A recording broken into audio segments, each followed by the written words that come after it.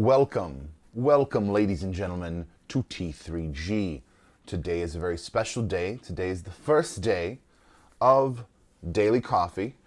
For those watching later in the future, Daily Coffee is what will hopefully be a daily show of various different topics by various different presenters on Caffeine.tv. So make sure you check us out, caffeine.tv/T3G Media, Mind Blaster, a bunch of other people. We'll link down below for all that stuff. But today, yes, you can't hear me. The broadcast can't hear me. Can you hear me now, broadcast?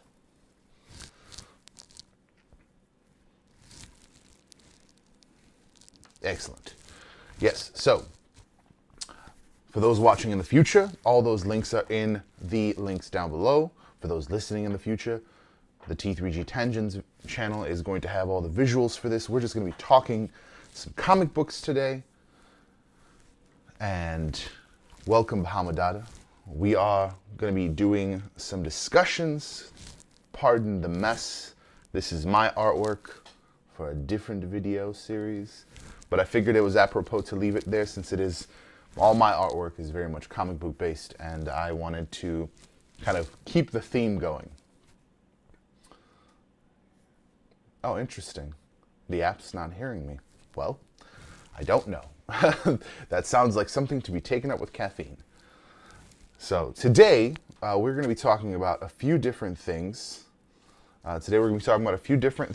Primarily the Tyrants book. I'll be honest, this is something that has been a long time coming. I have promised, let's see, I'm going to pull this up. Tyrants issue 3, I believe, is on Kickstarter.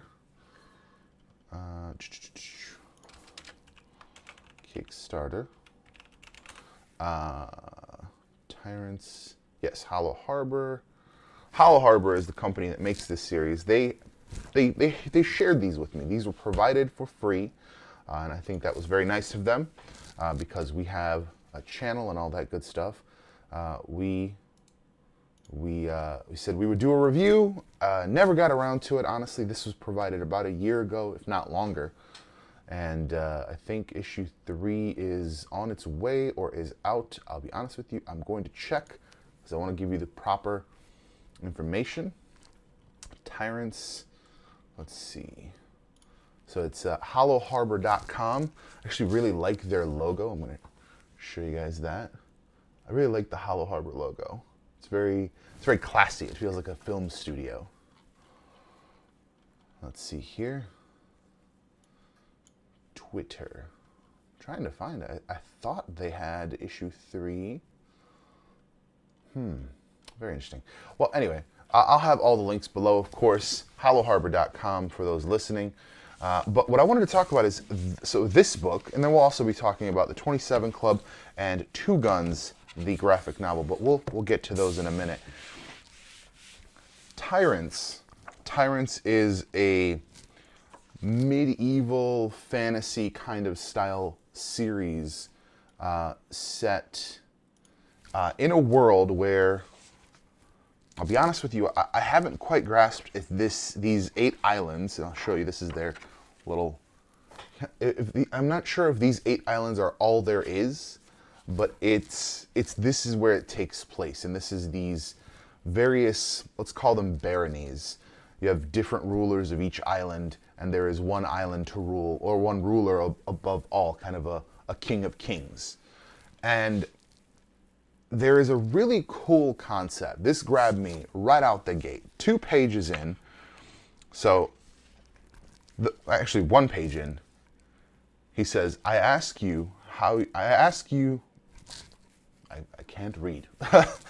I'd ask you how you feel, Adam, but I remember even now.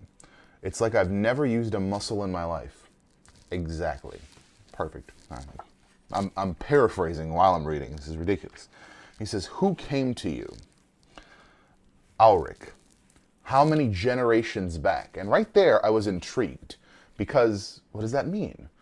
He says, 8, 7 from you. And he says, what did you get? And he says, I can turn to smoke. So he takes this ancestral bath and comes back with an ancestor's knowledge, and abilities. Ridiculous. I was sold. I was already in. I was deep in, and we were only 2 pages in. I was so excited. It goes on to talk about a lot of political intrigue, if it were, royal happenings. You know, there were deposings and rulership changes and all that sort of stuff. And it's very, very interesting. And in the middle of it is this young man who is just trying to figure out what he wants out of life, and I love it. And it's, you know, it gives you this kind of realistic perspective of like, I just kind of want to go out and do stuff. I want to go out and experience the world. I want to go out and experience these islands and meet girls and do stuff cool, you know. But at the same time, there are responsibilities, and his father is trying to regain his title. He was the King of Kings at one point, was deposed, and now there is a different King of Kings.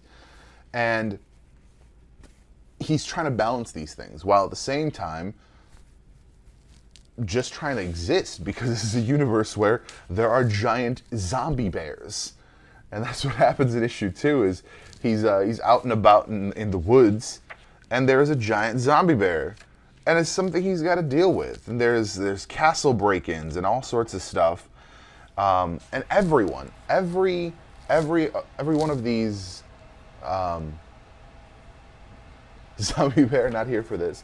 I understand, Abigator. It's very quick. The zombie bear is dispatched forthwith.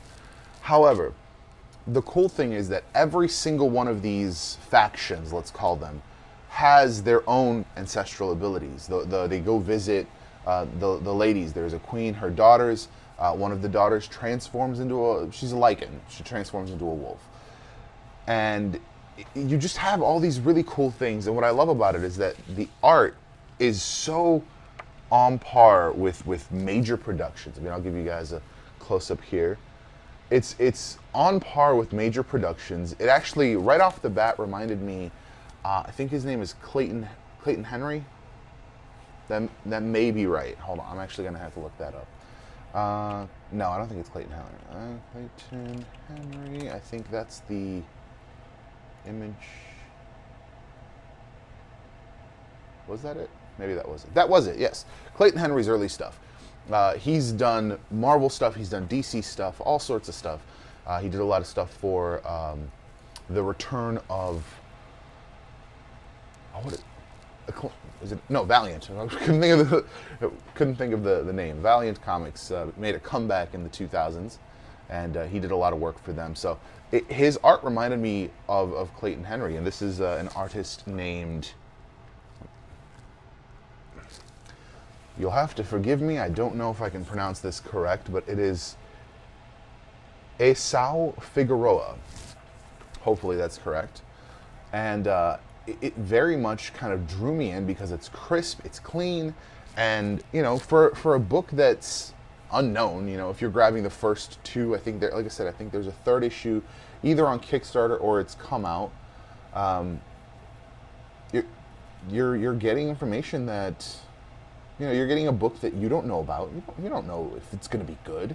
So the bonus of, hey, I've got really good art, it sells it, right? You know, if you're looking at somebody, you know, the biggest challenge at a comic book convention is to walk down the aisles and say, man, this art's not really drawing me in.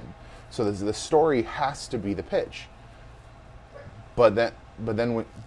See, the dogs are going to be a problem because this is live and I'm recording this live and there will be no editing. So dogs, shh, keep it quiet.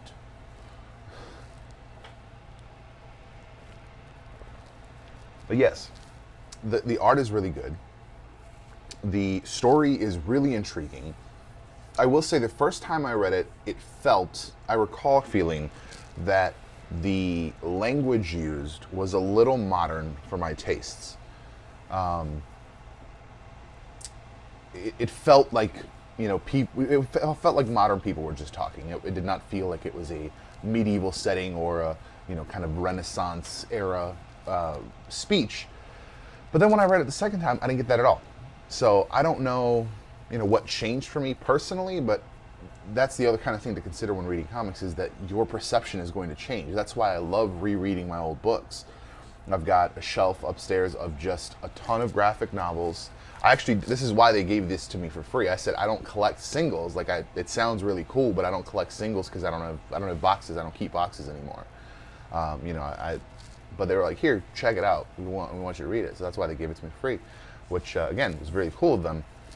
But it's one of those things. I'm like, now I'm in a position where I have these floppies, and they're just kind of sitting around collecting dust because I don't have a shelf space for them, and they don't really do shelf very well. They don't shelf very easily.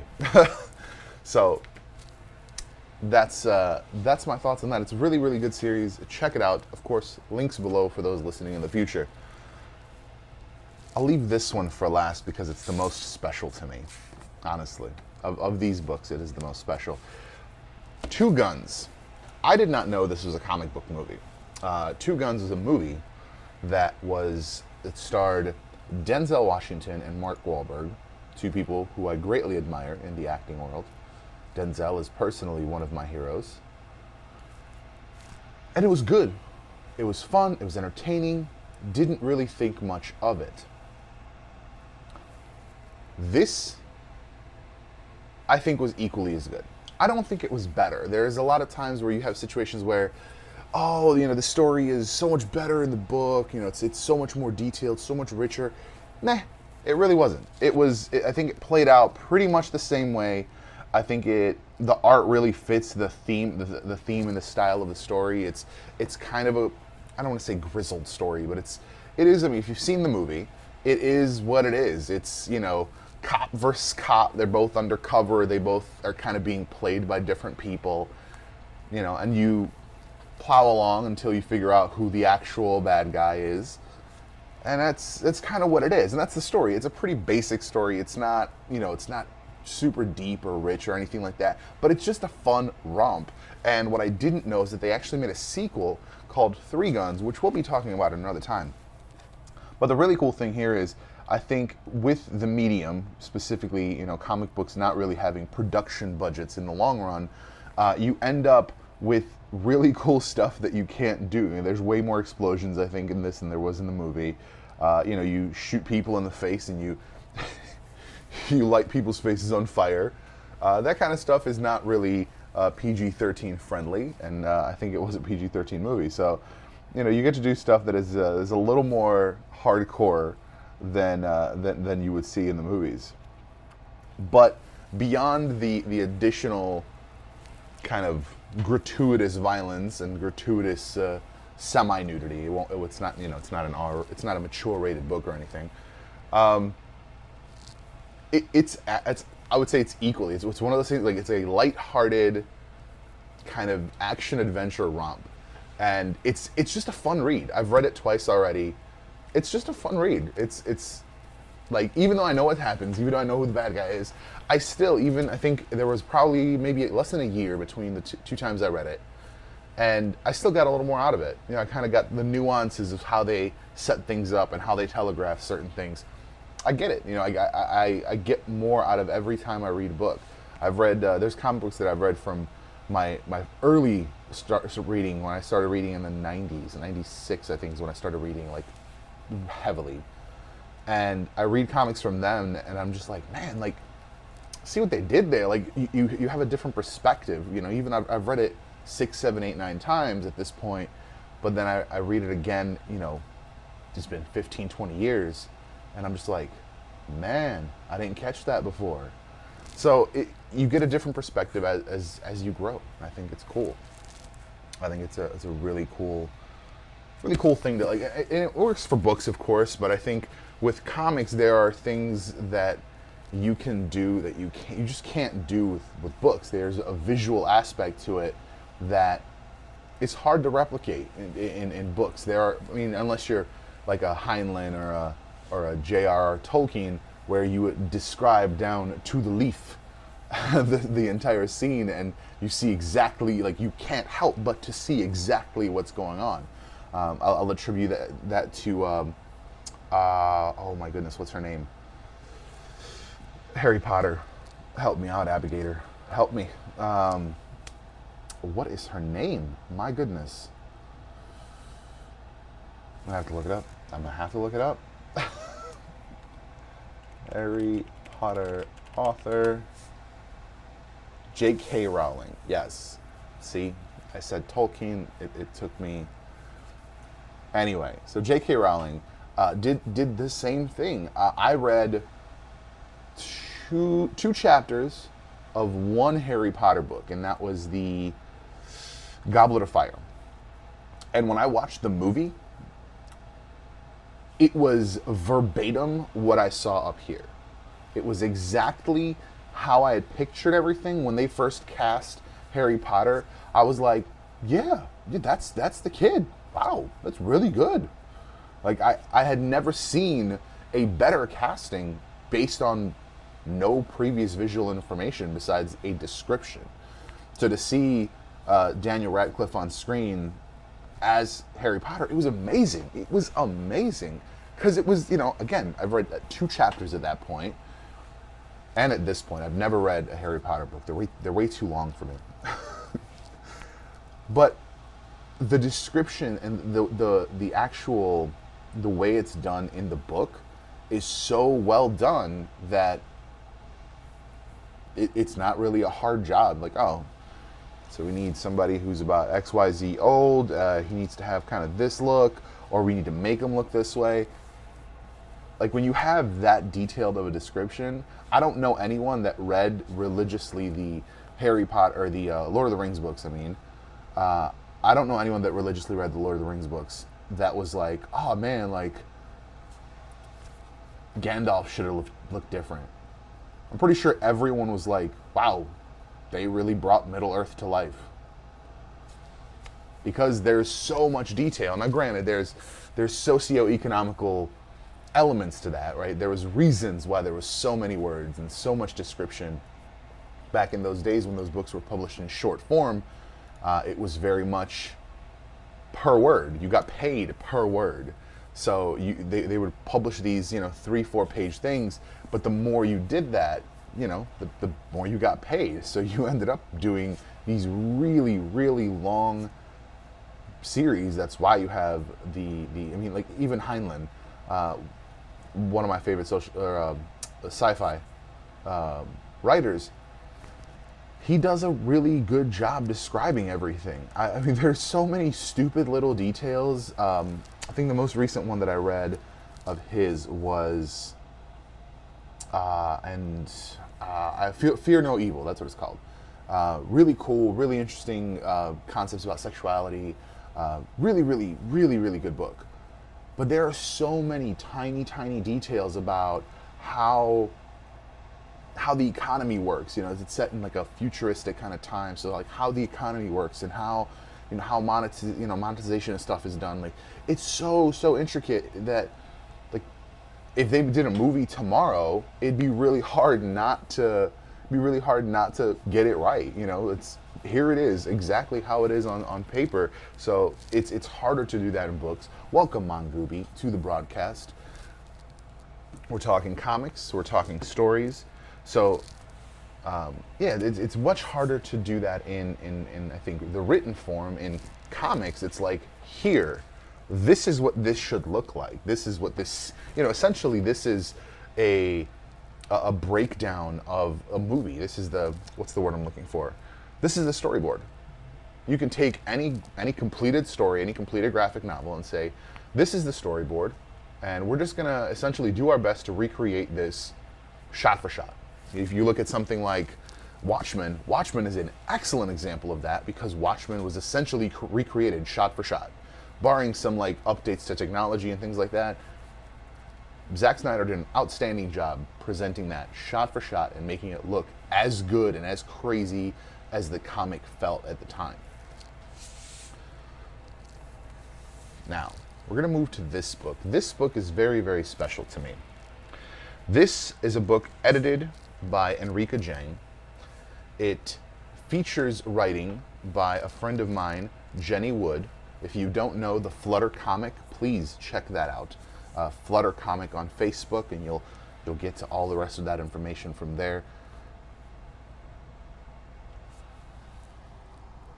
The 27 Club, and I'm going to pull this up, so I don't want to give you a paraphrasing of what I know it to be. the 27 Club. So let's see here.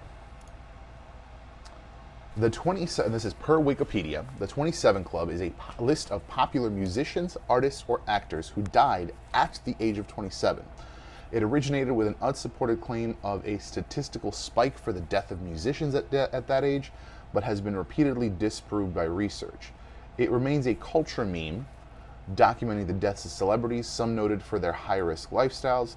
Names are often put forward for inclusion, but because the club is entirely notional, there is no official membership. So, essentially, the idea, welcome Mr. Vegetables to the broadcast.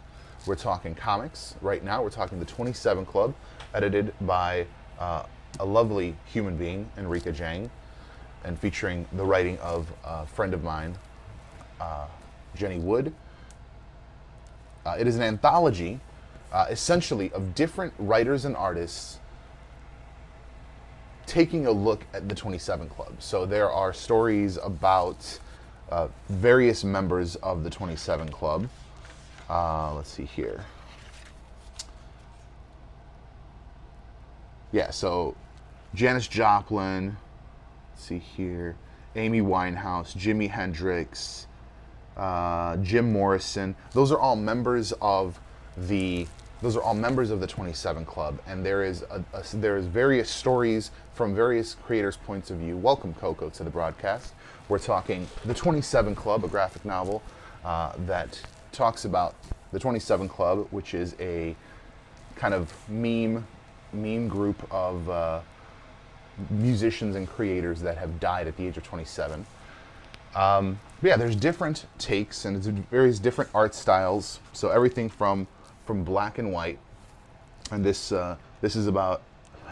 Is this Elvis? This might be Elvis. Yes. Anyway, yeah, there's various characters, various different styles, but it's all these different takes and kind of interpretations of what some people think might have happened and how some of these people ended up. You know, there's a lot of conjecture. You know, some people say that the 27 Club happens because these people make a deal with the devil, and like you burn bright but you die young, and there's all these different tellings of kind of that concept and other various concepts. There's some that's just prose. For instance, this is just prose with a single piece of art. This is obviously Amy Winehouse, and some of it is just kind of opinions on the subject, not even fictional tales. But a lot of it is fictional storylines, kind of describing what happened and describing what people believed the situation was around that death. I really dig this book. I don't know a lot about a lot of characters. That's a lot of musicians. I call them characters because it's a comic book. But I don't know a lot about a lot of musicians. I've delved deeper into certain artists that I feel a connection with of some sort. But otherwise, I don't really especially rock. Honestly, I don't dig deep into rock artists just because rock is not my primary kind of fan base. So a lot of rock musicians are kind of in the 27 Club, and there can be arguments made about why. You could be talking about why it's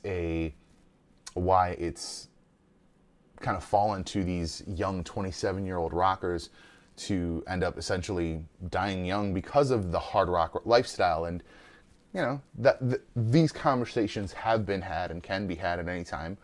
But that's kind of really cool to see different people's perspectives. There's at least, by my count, there's at least 6 or 7 Janis Joplin stories, and I don't know anything about Janis Joplin. Legitimately don't know anything about Janis Joplin. So to see all these different perspectives and then kind of connect it all to see kind of what she was viewed as by her fan base, it's really cool. It's a really cool experience. See, Abigator knows Janis. But like I said, it's a really, really, really amazing book. It's a fun read. It's a fun reread. I mean, there's just look at this. This is the strangest thing. And you see obviously the gods there crying for Jimi Hendrix. It's amazing. It's just really, a lot of it's just symbolism. A lot of it is just, again, it's just that creator's perspective on this specific subject. And it's just a really, really cool read. So yeah, those are our topics. Welcome, Devious. How are you doing today? Welcome to the broadcast. Those are our kind of scripted topics. Now I will put it to the audience. I'm glad to hear you're fine, Devious. Today we've been talking about some comic books, some graphic novels, Tyrants, Two Guns, and kind of an adaptation of fictional writing to film, and 27 Club, which is about the kind of meme idea that a lot of artists and musicians and celebrities who die at the age of 27, and for various reasons, and really, really cool interpretations from different artists. This is an anthology, this is a completed storyline, and then this is an upcoming series, not upcoming, but in progress series. There's only 2, maybe 3 issues. I think the third one is either on Kickstarter or has just finished being kickstarted. Tyrants 1, 2 funded. Man, I really want to find Tyrants 3. I don't know why it's not coming up. It's very strange. Let's see, let me pull it up, It's their Facebook, maybe? So at this point, we've covered these, and this is kind of my thoughts on this. And I would put it to our audience, anyone in the room, figuratively speaking, that wants to discuss these or any other comic books. Yeah, it says Tyrants issue 3 coming spring 2018, so it should be coming soon. Let's see. Yeah, it should be coming soon. Very, very excited for that book. Very, very excited for that book. I love this budding universe. So if anyone wants to join me and discuss comics as a whole, or these comics, or their favorite comics, that's kind of where we're going to take this. Every week we're going to be talking about some comics that I have, some stuff that I've read, either newer stuff or older stuff, indie, major. It's going to vary, literally just going alphabetically. That's why these 2 were the first. They're the first 2 books on my shelf. That's all it was. There was no other... Is there a difference between comics and graphic novels? In actuality, there is not. Comics are, traditionally speaking, comic books are these. Technically speaking, this was, what is it? This collects the what is it, 6 issues or whatever? Regardless, let's say this collects the 6 issues of the Two Guns comic. This technically then becomes a graphic novel only because it is a complete story. That's it. That's really the only thing that's identified graphic novel to anything else. The earliest use that I can find was a series that Marvel did in, I think they started in about the 70s, when it was kind of standalone storylines, and it was just like a little bit bigger, a little bit longer story. Physically, it was a larger book. Yeah, absolutely. DBS has got it. You know, it is a novel, but graphic, visual in term. But I think what really, like I said, I think what really started it off was Marvel did this series called the Marvel Graphic Novel. They just started, I want to say it was like 73, 74 is when they started. And they were just one-off standalone stories. One of the greatest stories of all time, God Loves, Man Kills. It's an X-Men book. It was Marvel Graphic Novel number 9, and it was just a standalone, not code, which is very important. It was a little more risque. I even think for the shock value, I think in the moment, I think the N-word was used, if I'm not mistaken. Hold on, I actually have it. Let's poke around and take a look at this. But yeah, so I think that's when it started, because it was kind of longer format. I mean, it was a difference of, you know, normally you have, these guys are usually 22 pages. The graphic novels, I want to say, were either it's like 38 or 64 pages. Let's see, the Marvel graphic novel. Let's just pull it up, so I'm not talking out my butt. Marvel graphic novels. And see, now when I type that into Google, everything comes up. but the actual entry, oh wow, it was way later. It was 1982. I don't even know what I'm talking about. Really? I don't even know the number. His X-Men graphic novel number, it was a Marvel graphic novel number 5 was God Loves Man Kills, apparently. Although I swear it was number 9. I feel like this entry's incorrect. I'm gonna I'll have to take a look at that. But yeah, so it's, let's see. This graphic novel trade paperback. See, that's the thing. Even in the Wikipedia, they call them trade paperbacks. Traditionally, this is a trade paperback. And essentially, it's the entirety of a storyline in paperback format. That's all it is. So graphic novel kind of supplanted that as a term. I don't lie, I really... Do I have it? It's possible that I don't.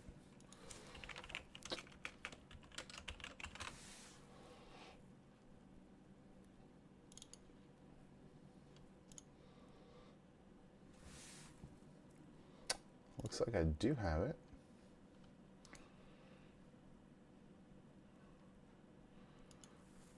Let's take a look.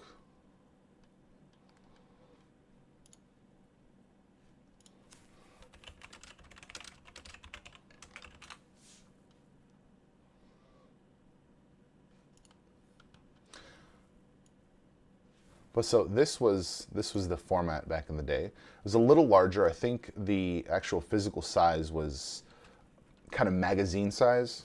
So it was a little, if you were to kind of take these two, it was about, if you took that and kind of made it this big. That's about how large they were. And you kind of felt special because they were different. Like I said, they were standalone. Number 4 was the first appearance of the New Mutants, and it was a standalone thing. And it was not even at the end. You know, it didn't say like to be continued in XYZ issue. They did start a New Mutant series after that, but it says, you know, just as the beginning. And in that situation, it was kind of an origin point. In God Loves Man Kills, it was a standalone story. It really wasn't meant to be part of the main lexicon. It was just a really interesting telling. X-Men 2, X-Men United, X2, X-Men United was sort of based on it. William Stryker, who was the general in X2, was the Reverend in God Loves Man Kills, and that's why it's called God Loves Man Kills. The whole thing was that Reverend Stryker led a kind of super hardcore religious group that was kind of the position that mutants are the devil, and that was their position, and they were trying to essentially kill all mutants, as their mission statement.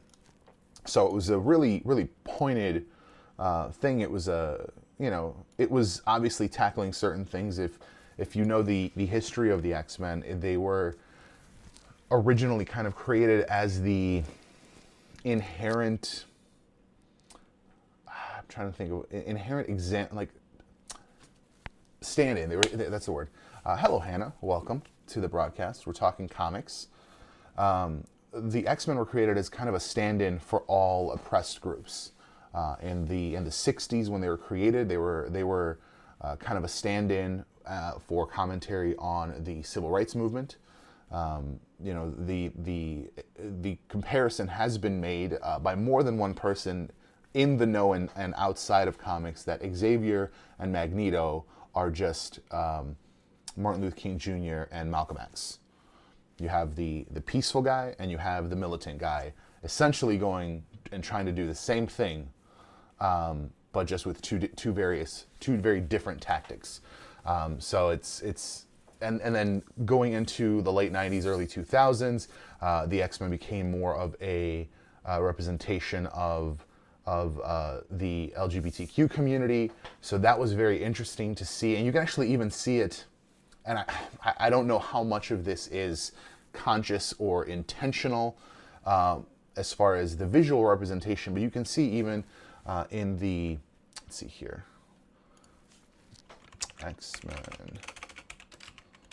So they moved to San Francisco, which is kind of cliche, I guess, if you're going to make that the comparison. Was it Manifest Destiny? It was Manifest Destiny. So not to say that the X-Men in the 90s or any previous time frame, I'll try to share this image, make this a little bigger. Not to say that the X-Men in any previous incarnation were any, oh, is my camera frozen? We're back. Not to say the X-Men in any previous incarnation were any less bright or any less, visually impactful, but I think it was very interesting to see, for instance, a character named Dazzler, Manifest Destiny, that was the initial storyline. She became incredibly bright. Wow, I hate websites. The way they portrayed her, they always portrayed her with this just incredible rainbow of colors around her, and that was, that's her ability, and I understand the purpose of it. It was just very interesting to me to see kind of how they switched from the way they used to portray her, of just, going, kind of taking her look from the 70s, 80s, and pushing it into the 90s and early 2000s, and kind of shifting it into this like in-your-face, bright person.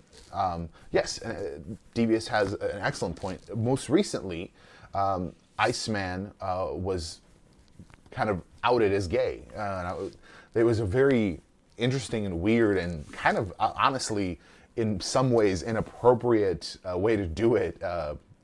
Jean Grey, really, really long story, is that the Beast, Hang McCoy, in the present time said, "We are losing our way. We have lost our minds about what we're trying to do and what we're trying to accomplish as the X-Men. I'm going to go back and I'm going to bring the original X-Men to the present and just talk about, just kind of have them be like, yo, what are you doing? Get your together."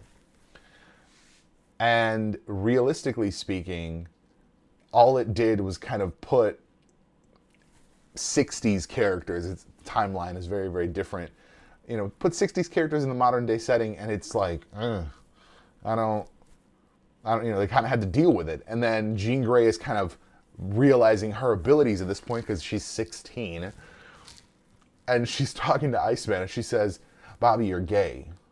And he's just like, "What?" So she told him. So I thought it was, it was weird. But ironically enough, there is a moment, I wouldn't even call it a moment, there's a series of moments from the early 2000s where there is and I will share this, I will show you guys this moment. So when I found that out, I was like, you know what, that makes a lot of sense. And the reason it made a lot of sense is because they had,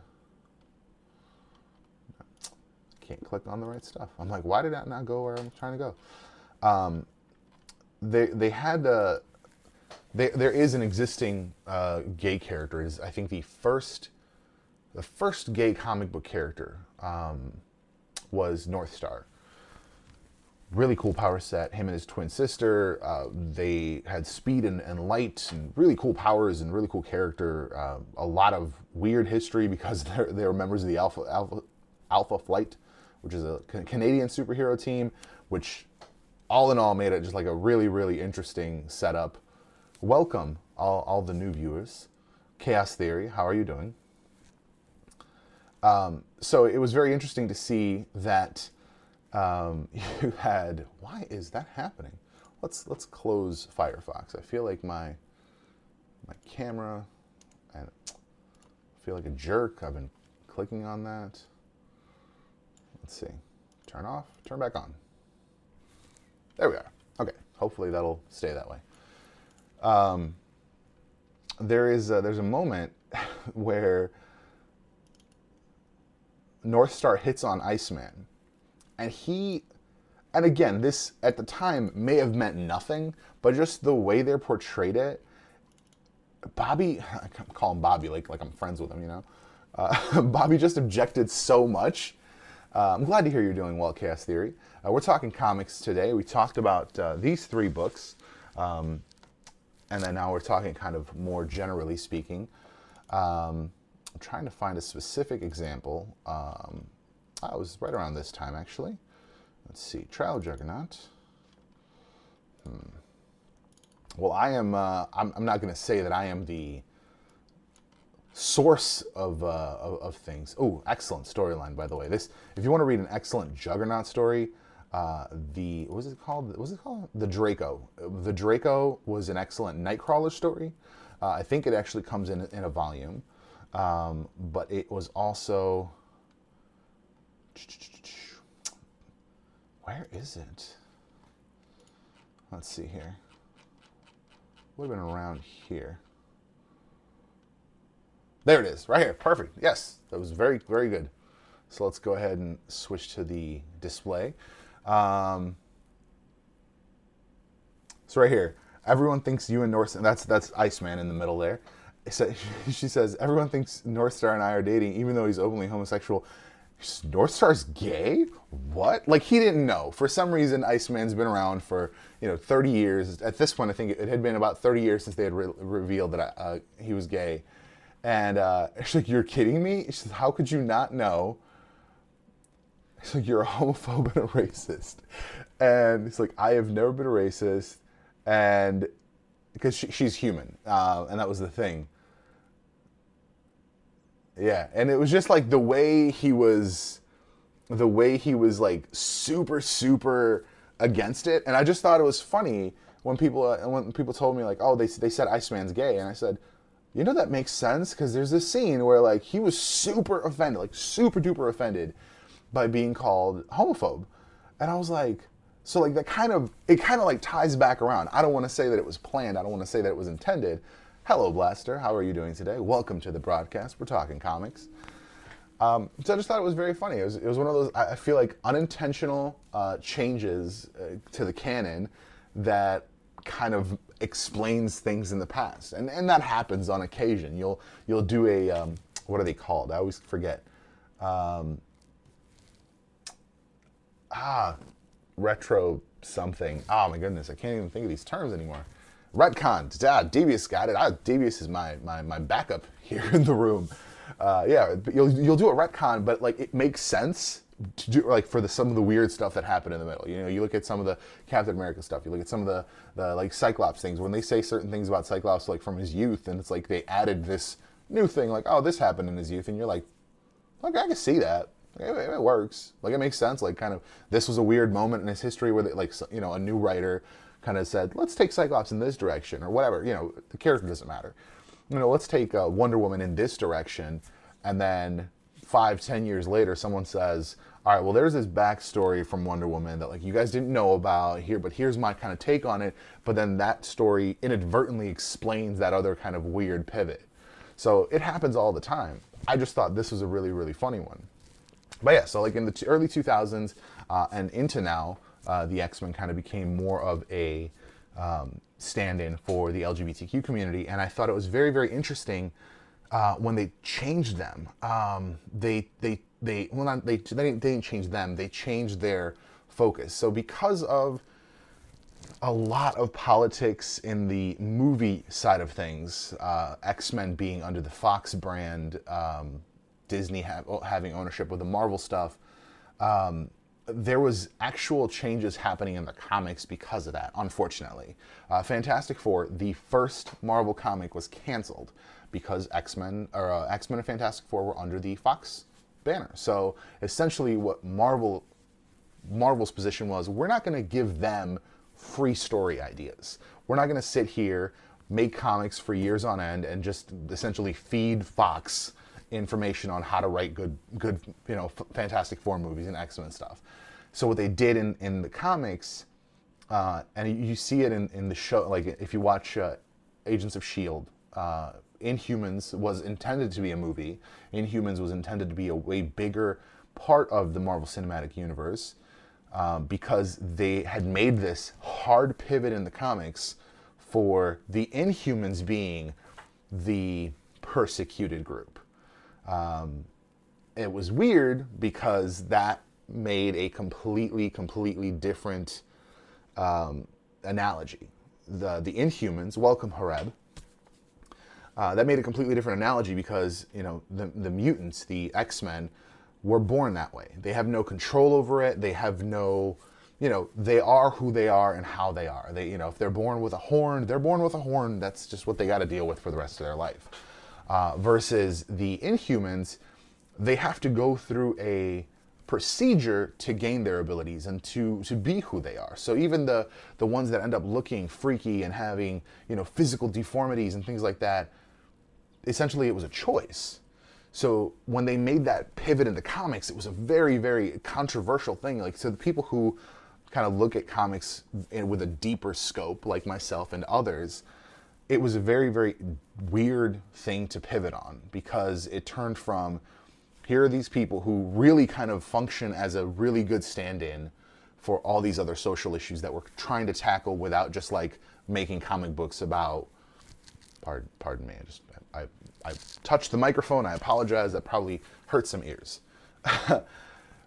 It turned it from, here's this really good stand-in, and to this completely different thing. Like, you know, the Inhumans can't be used as a stand-in for the gay community, for the LGBTQ community, for the black community. They just can't, because Inhumans make a choice to go down that path. Like, they could always, they're born, all Inhumans are born human.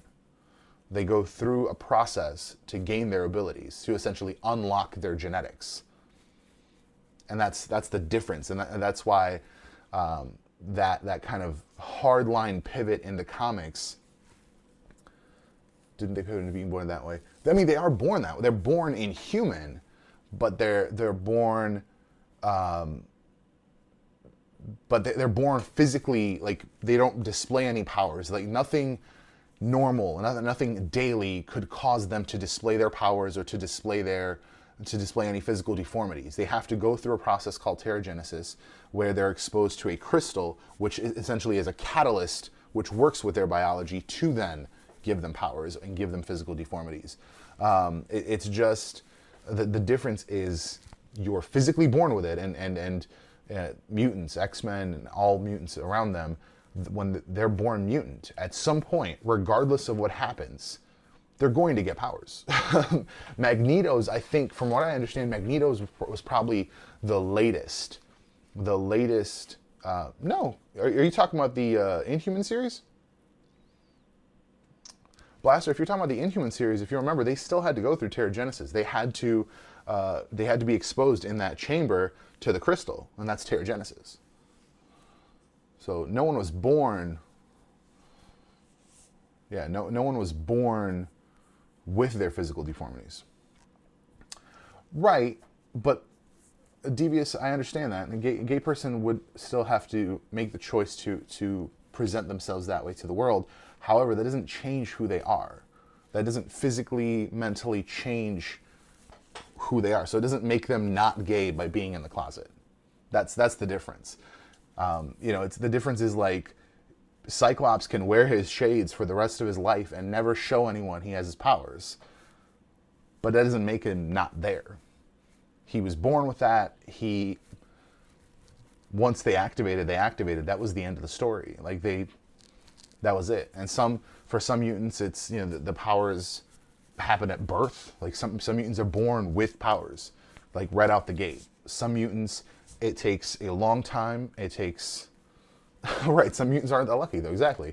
You have Marrow is one of my favorite kind of troubled X-Men characters, and she has physical bone growths. And that's just it.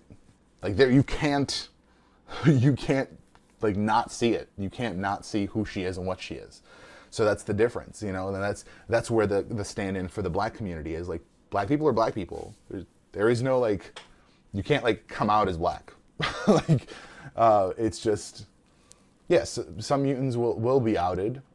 Some mutants are just always going to be outed. There's no chance. Like, you know, Jean Grey could potentially walk around her entire life and no one could know that she's a mutant. If she can control, like, her being able to read people's thoughts and all that stuff, she could walk around her entire life and no one would know. But that wouldn't change the fact that she's a mutant. And I think that's why the X-Men were a perfect kind of stand-in for these persecuted groups in our society versus the Inhumans who, physically have to go through a external process to actually be something other than everyday looking and everyday people. So that is the deep dive there. The whole mutant thing is metaphorical. How do you let me rephrase my question. What do you mean by that, Devious? I couldn't think of my phrasing. You should, Blaster. You should absolutely go into the comics for X-Men. It's a rich and deep history, and really, if you want some recommendations, I can absolutely. Well, of course, yeah. I mean, the mutants are the metaphor for persecuted groups in our society. So they're the metaphor for black people. In the 60s and 70s, the civil rights movement, the whole idea was that the X-Men were fighting for equality. That's it. And now it's just kind of pivoted to other persecuted groups. That's all it's been. Absolutely, Mind Blaster. What is your question?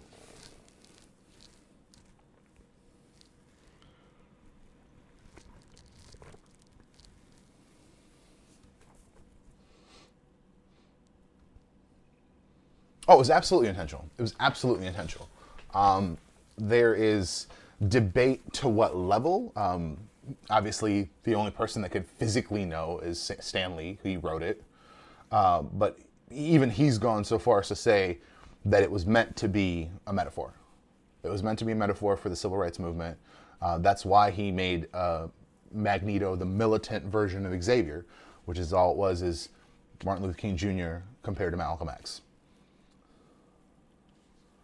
So we take the Inhuman transformation to a metaphorical level, that will be the act of coming out. But see, I disagree, Devious, only because if the Inhuman Terrigenesis never happens, they're physically human. It's not like they're hiding anything. It's not like they're forced to hide anything. They can walk up and down the street. Nothing will ever happen. Like nothing will ever accidentally out them. Because they can't be accidentally outed. They physically have to make a choice to participate in a transformative procedure to become something that is then considered persecuted.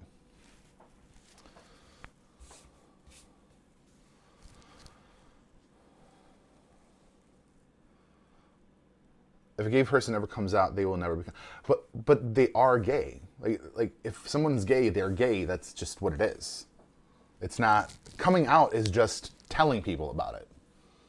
Like coming out is just sharing. Like if I never told people I like comics, that wouldn't change the fact that I like comics. That's still my thing. If I never told people, that wouldn't make me not a fan of comics. You know what I mean? It's still who I am. I mean, I guess the comparison in like the digital world is if I only did videos, let's say with the top-down view, and you guys never saw me, that wouldn't make me not fat.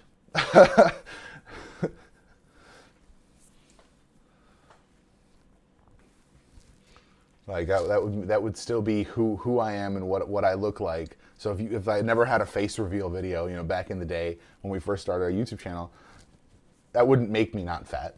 That wouldn't make me any different person than I am. If we just did pans and voiceovers for all our videos ever, that wouldn't change anything.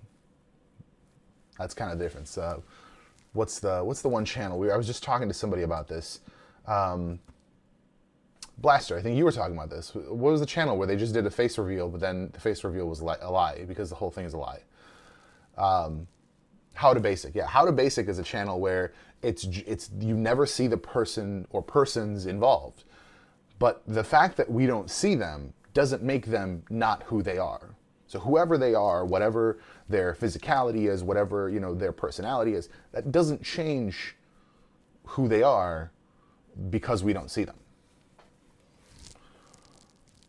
So they don't ever have to show us their faces or face.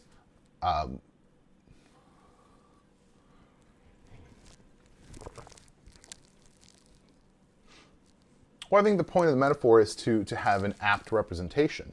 If you're going to use a group that has to make a physical choice, essentially make a physical choice to be something that's undesirable, that is not a good representation. That is not a good metaphor for a group of people that doesn't get to make that choice.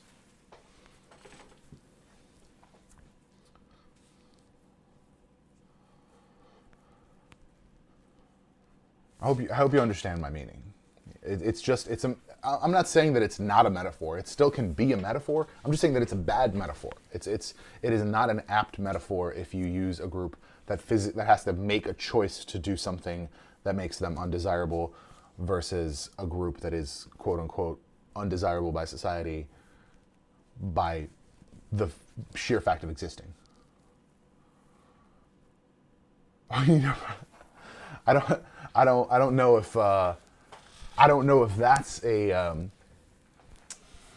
that's an okay term, honestly. But I have spoken to, here's the thing, if you don't commit, you'll never reach the peak of,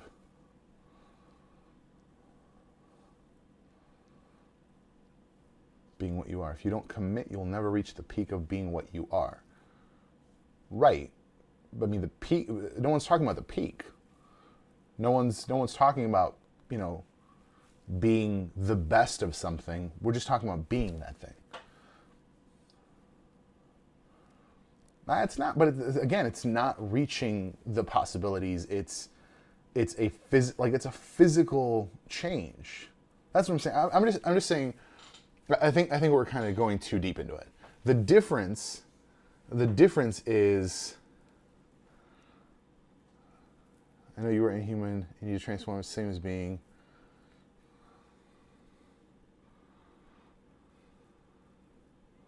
The same as being gay.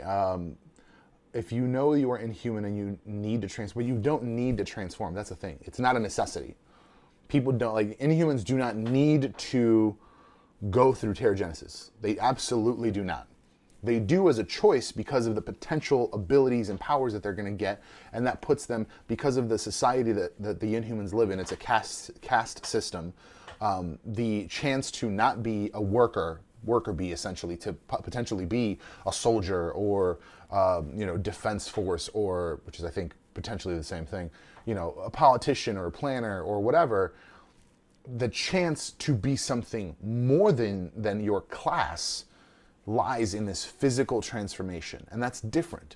That's different than how many gays repress what they are. Right, but again, like I said, it's not, and that's the difference. The physical transformation of an inhuman is by all rights, it's a randomness, right? It's their particular genetics combined with the catalyst create XYZ feature. The physical transformation itself is the metaphor. I disagree. I disagree only because, again, it's the difference of choosing to do something, choosing to be something. If I make the physical, conscious decision to work out and choose to be as skinny and fit and healthy as I possibly can, that's a choice I'm making. The difference is I can't choose to be short. I'm 6'5". That's the difference.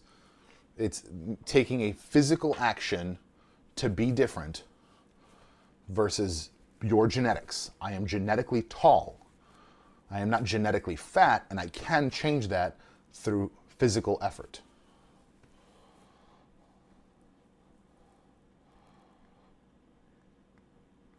You're giving into your genes, but you're not. It's not your. Again, you're not giving into your genes. You're just choosing to take a physical action to change yourself, and that is the difference. That is the inherent difference. It is the choice of.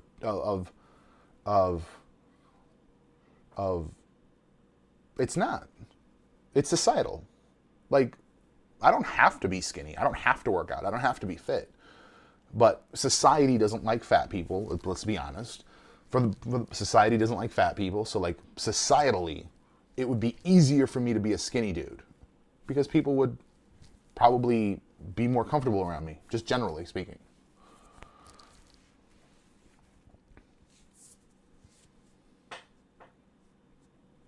For this decade. So you're saying what, the people are choosing to be gay because it's cool for this decade? Because I mean that's the statement you're making. I don't think anyone's choosing to be gay because it's cool, because it might give them an advantage, and that's the inherent fact of the inhuman condition, is the inhumans choose to go through a physical transformation because of the potential benefit they're going to get. You choose to reveal yourself. Yeah, right, you choose to reveal yourself. It's not a physical, like, it doesn't physically change who you are. You can never date, and that doesn't mean that you hate people. But like, it doesn't, but it changes your personality yourself. That's the metaphor. But it doesn't change your personality. You're still who you are. It doesn't change your mental. It just changes your physical.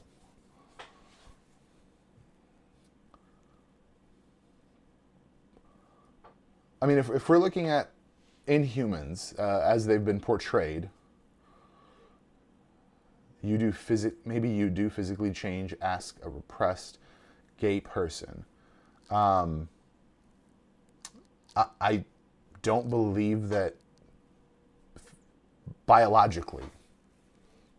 There may be actions that you take differently and other things but like physically, biologically, you do not change. Emotionally, yes, sure, but like if I have a near-death experience tomorrow, I would have an emotional change. I would deal with life differently, I'm sure. That's emotional and mental is different. I'm talking about a physical change. And I think that's the difference. Choosing to out yourself, choosing to come out as gay, doesn't change the fact. It doesn't make you then gay. Like, it doesn't make you, we're discussing the transformation Inhumans go through, can be a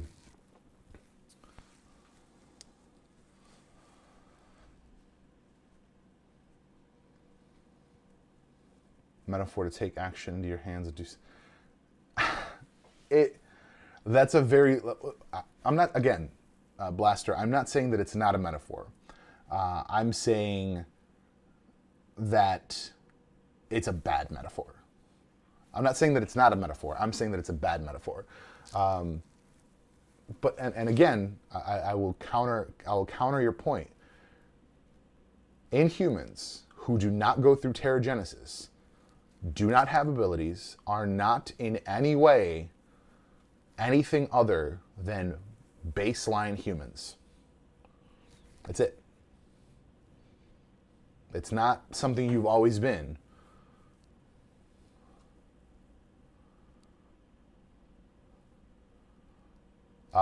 I will challenge that, because being fat is not written in my genes for sure.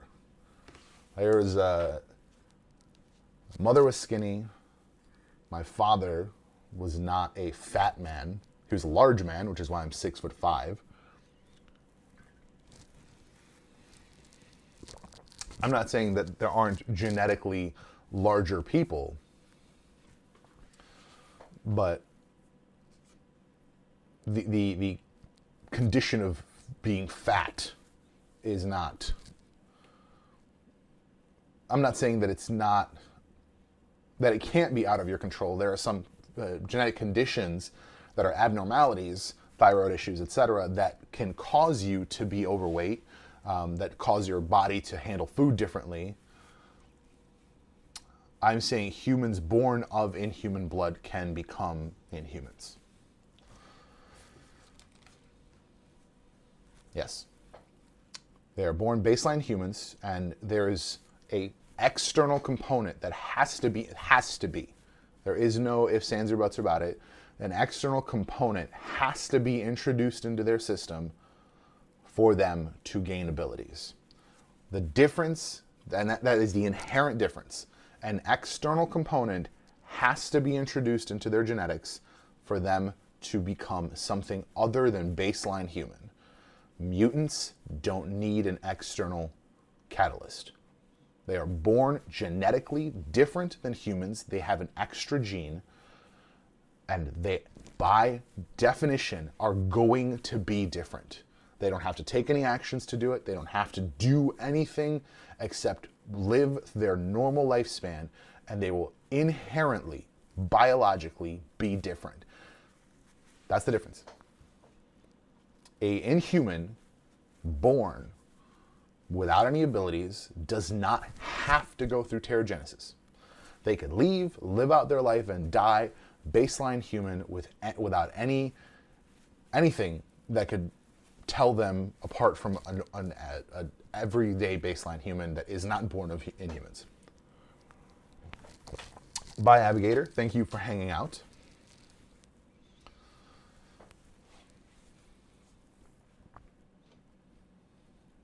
So I'm not saying that it's not. I'm not saying that it's not a metaphor. It can absolutely be used as a metaphor. I just think it's a bad metaphor.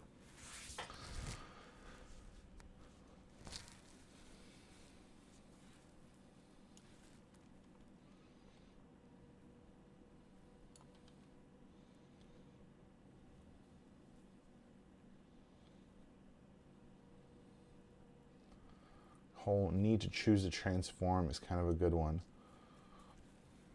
Right, but you don't get to choose to become gay. You don't get to choose to become black. Like, you don't wake up one morning and be like, man, you know what? I think I'm going to be black. Even, let's say, people who are born with white pigmentation, who have a grandmother or a mother or grandfather that is black, they don't get to wake up and choose to be dark-skinned black. They don't. Ever. That's not a choice they can make. But you can choose to come out and take a stand, absolutely, but that's different. That is an emotional state. That is a societal state. Inhumans can't choose to become a soldier. They can't choose to become a politician. Right? They can't make those choices. They have to make a physical transformation to even have a chance to then make that pivot. You can be black and be beaten all day long, but it takes the decision to take a stand. We're too fixed on the transformation being physical, but that's the entire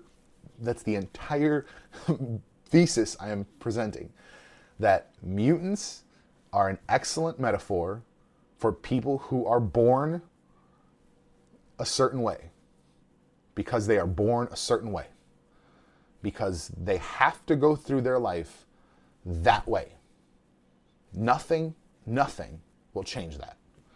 Inhumans do not have to go through life the way they are born. They get to make a decision and make a choice to do something different biologically. That's it. The transformation is the metaphor. I disagree. Again, the metaphor is invalid because it is a physical change. They get to choose to be something different. I can't choose to be gay. Like, I can't choose to be black. I can choose to be skinny, but that doesn't change the fact that I'm tall. That is the difference. I wasn't born an inhuman. That's correct.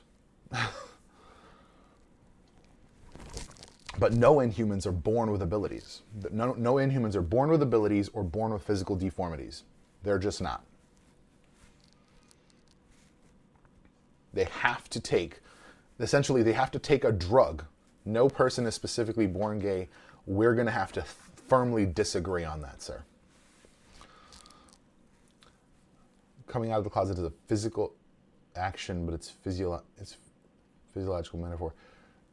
Coming out of the closet is not a physical action. Again, they're not like flipping a switch and becoming gay. Psychological, yes, it is a psychological action. It's they're sharing their being with others. They're sharing who they are with others. Nothing forces them to do that. They don't have to do that.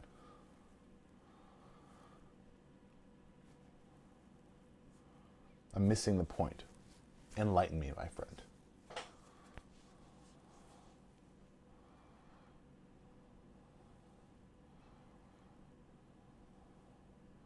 The fact that Inhumans are making physical transformations, yes.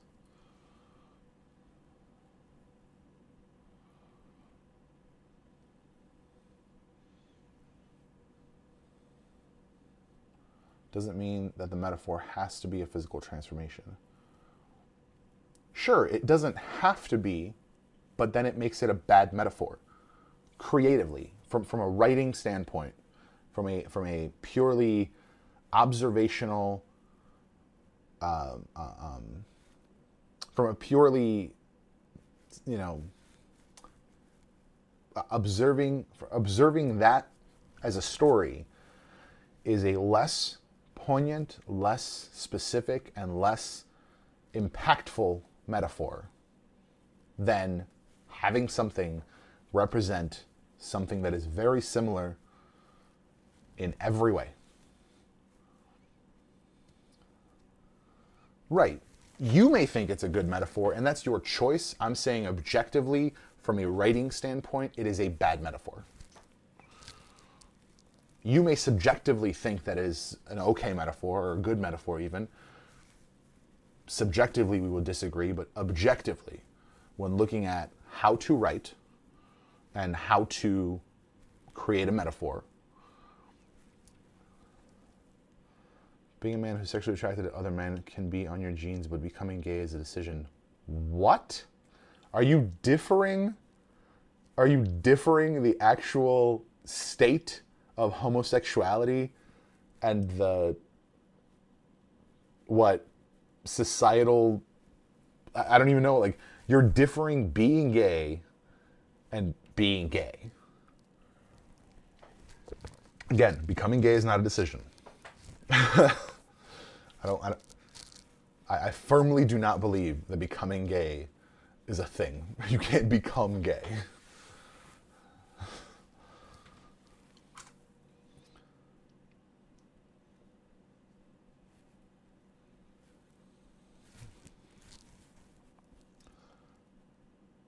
It's not. You cannot become gay. You said becoming gay is a decision. It is not. Empirically.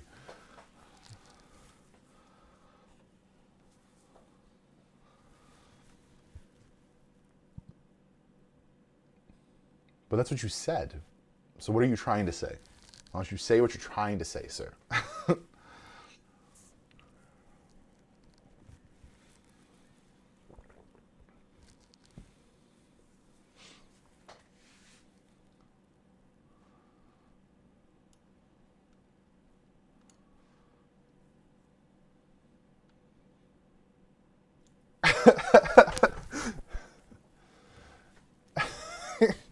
It's not. Oh, I'm going to read that for the purpose of record. You're saying, I think that what the other buddy was trying to say is that you don't go, quote, full gay, unquote, as long as you don't assume, because you are hiding. There is no such thing as full gay. I don't know what you mean by full gay. Let me rephrase that. No. I actually genuinely think that you're arguing the semantics. One either is gay or is not gay. There is no state of not being gay. And not being gay. Like, you're either heterosexual or, well, granted, in the specific example, there are other options. There are other terms, rather. But you're either heterosexual or homosexual. Specifically in this example, there are other I wasn't talking as being gay as likes people of the same sex, but that's what being gay means.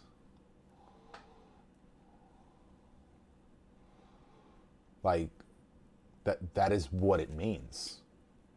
Being gay is liking people of the same gender, sex, yeah. But you can't give it a different meaning. It's what it means.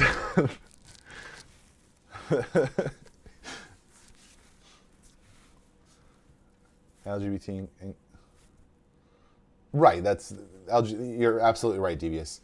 LGBTQ inherently contains more than just gay-straight dichotomy, and that's 100% true. That's why I was saying, in this specific example, the condition of gay is that it's one or the other. You're not just, you can't, again, it's not a choice. It's not a choice that you can't just turn it on. Blaster, it appears, was trying to give the term gay a different meaning. Did you assume that it's a condition? Scientific terminology, Blaster, the condition of being anything. The condition of the light switch being turned on. Condition as a scientific term, not a medical condition.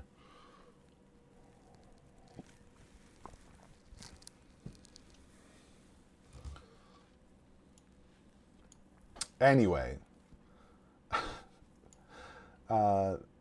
there's the act of coming to terms with your sexuality. Absolutely, but again, that's not a physical change. That's a personality change. That's a you grow as a human being. That's different. You know, there's me coming to terms with my anger problems. That I think is another.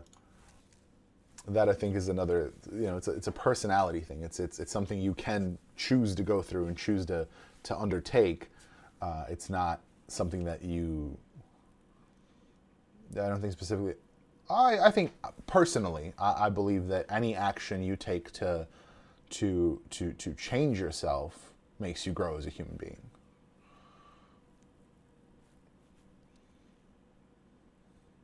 If you evolve in any way personally, you know, your actions, your motivations, your really anything, you know, if you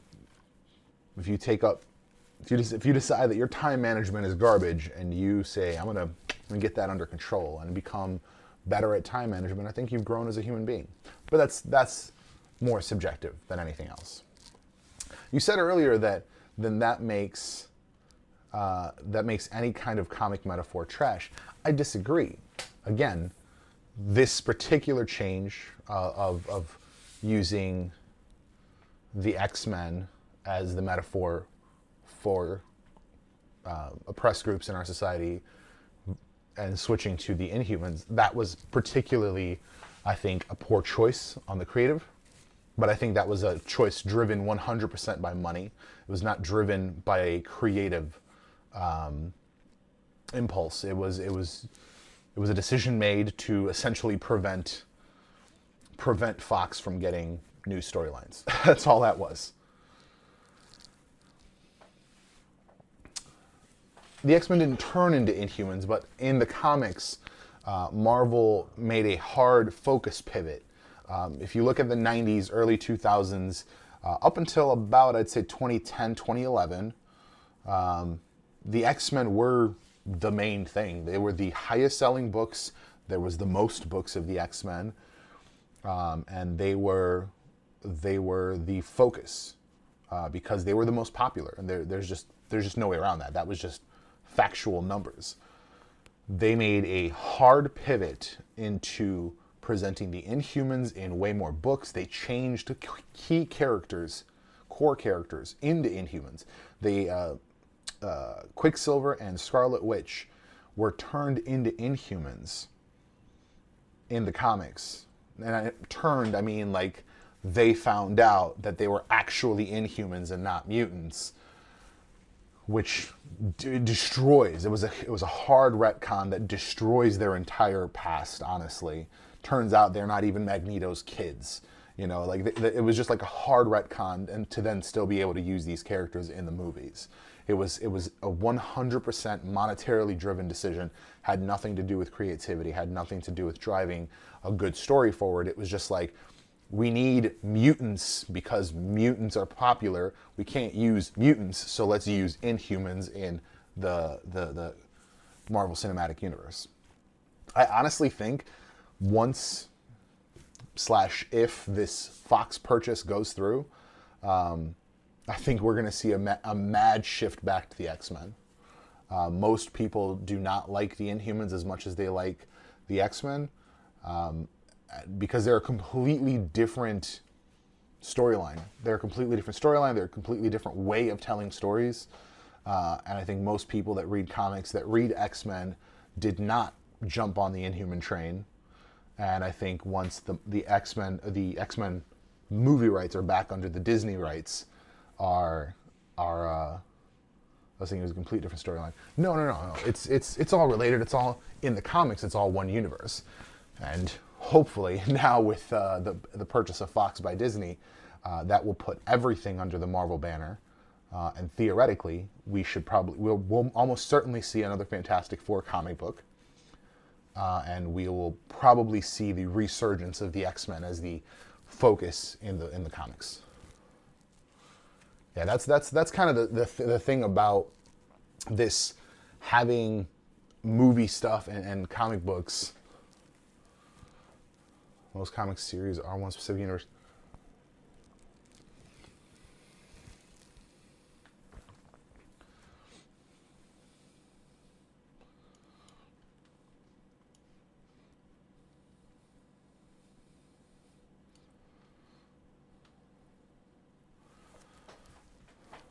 Well, let's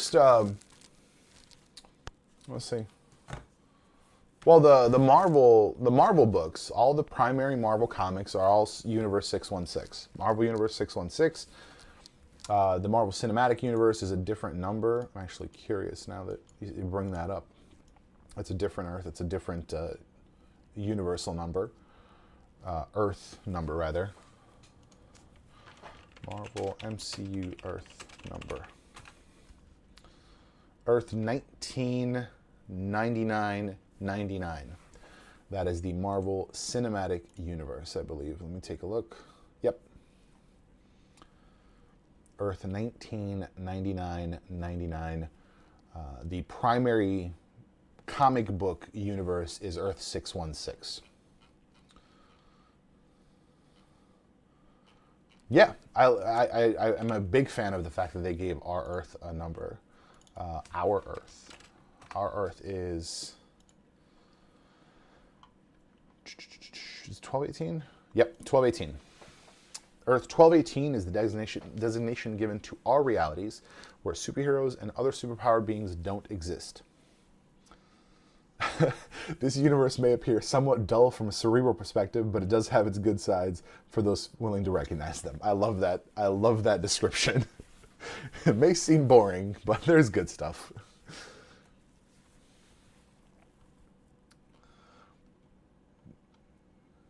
That's funny. Yeah, an alternate version of this universe, of our universe, was seen in the last episode of the animated Spider-Man series from the 90s, because he actually went to meet Stan Lee, his creator. He literally went to meet his creator. It was dope. Yeah, and Deadpool has the ability to see through the reality veil at us. Fun fact, so did She-Hulk. For many, many years, there's actually some of the best, like Deadpool stuff is more kind of crude jokes and observational, but like She-Hulk almost kills Reader. It was just like a brilliant moment. She gets upset. There it is. I'm gonna share this. Hold on. Right here. Oh, come on. There it is. Oh my goodness. Yeah, so she actually talks to the writer. She says, "Since when is he married?" "Since now, I suppose. This is the first time it's ever been mentioned." "What? Burn? What kind of game are you playing? Jennifer, control yourself. We're inked and colored, printed. There's a reader out there now." I love it. It's one of my favorite moments. Yeah, it's She-Hulk was, I want to say I don't want, maybe not the first, but one of the first, certainly I think the first Marvel hero that had that ability. But yeah, they've brought that back over the years a little bit. But yeah, she has that ability too. It's kind of amazing. So it is 12:20, friends. It's been about an hour and a half roughly. We're gonna end it here today. I know Blaster just left because he needed food, and I hope he comes back before we're done here. But I have to get ready for work, and it's been a very, very interesting conversation, very insightful in many ways. I appreciate your time and hanging out with me. And we're going to do this again next week, next Wednesday, probably around the same time, possibly a little earlier. But yeah, we're going to be doing this, and then we'll actually be doing this as a podcast and video next week. So video and podcast will be a week behind, and that's going to be on the T3G Tangents channel on YouTube, and the podcast will be linked there as well. So thank you very much for hanging out, Devious. Thank you very much for the follow, Devious. I appreciate that.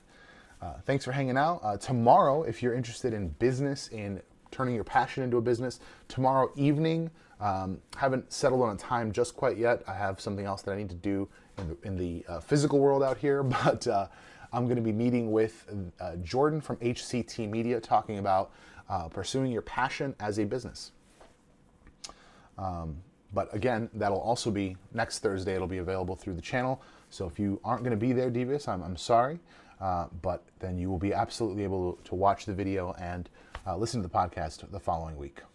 7:20 p.m. Oh, goodness. You are on the other side of the planet. Well, friend, enjoy dinner then, and have a good night. And we'll be around. We'll be around. 6:20 for Mind Blaster. Yeah, so you guys are nearby. You guys are close.